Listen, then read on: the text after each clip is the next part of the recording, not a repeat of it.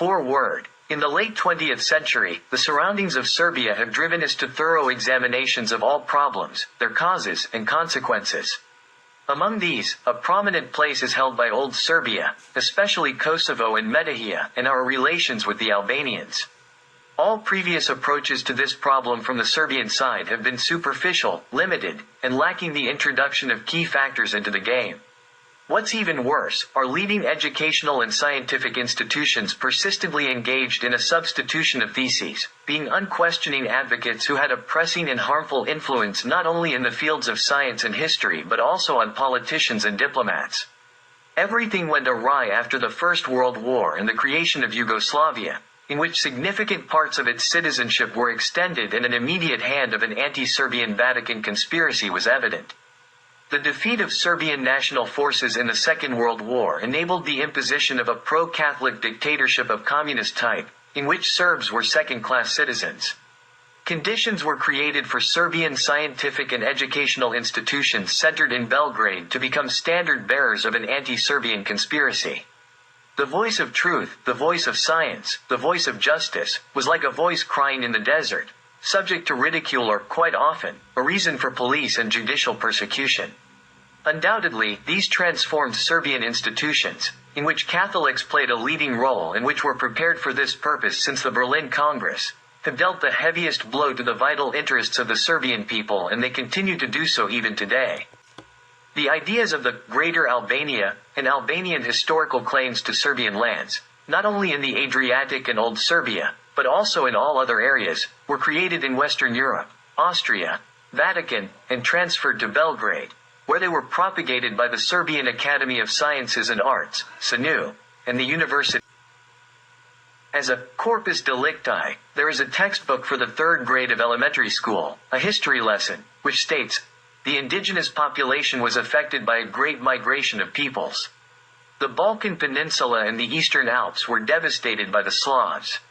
Therefore, the indigenous people changed their way of life. Many changed occupations as well. Since cultivation of the land became insecure and dangerous due to frequent devastations, the indigenous population gradually abandoned farming and increasingly turned to animal husbandry. Animal husbandry provided a safer life and a more secure livelihood. Faced with danger, herders moved to mountainous, difficult to access areas with their movable property. When the Slavs left abandoned areas suitable for farming, the indigenous herders remained in the hard-to-access areas. Little is known about the indigenous people because they were cut off from roads and cultural centers. Customs, language, and other national characteristics were preserved by the Albanians. Albanians are descendants of partially Romanized Illyrians. Some of the settled Slavs adopted the language and customs of the Albanians and merged with them. The author of this text is Professor Rade Mihaljic of the University of Belgrade. The textbook was approved based on positive assessments from the Evaluation Commission composed of academician Dr. Sima Sirkovic, President, Nadezhda Kostic, Advisor at the School Director at Niš, School Inspector for History at the Department of Education in Niš, and Ivan Lukic, History Teacher at an elementary school in Sombor. The Minister of Education, Dr. Slobodan Vuksanovic, stated regarding this textbook, analyses by advisors from the Department for School Programs and Textbooks have concluded that the textbook meets the pedagogical and programmatic requirements for teaching history in the fourth grade of elementary school, and it is fully aligned with the achievements of historical science and historiography. This is evidence of the state of our scientific and educational institutions, professors, academics, and ministers. The strategy of the Albanian intrusion onto the Serbian body, aimed at turning it into a wounded hand, was devised in the 19th century by Vatican German planners. In pursuit of this goal, science was transformed into a servant, and history was turned upside down. In the fight against this evil, we have shielded ourselves with the armor of truth and returned history to its rightful place within the realm of science. Only science can positively impact the resolution of political problems. Only through the establishment and dissemination of truth can the Serbian people defend themselves against the false propaganda that has so far gone unanswered. Ignorance and created misconceptions about Serbian history spread from generation to generation. The greatest among these misconceptions is the existing knowledge about Serbian-Albanian relations.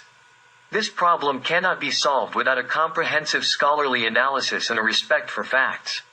State institutions and political bodies, in order to safeguard national integrity and Serbian national interests, require historically, anthropologically, and internationally acknowledged legal data that have been thoroughly researched. We are dealing with falsifiers and individuals who spread false propaganda on one side, and with the uninformed, corrupt, and traitorous elements on the other. Therefore, our action must be resolute and powerful. Delore.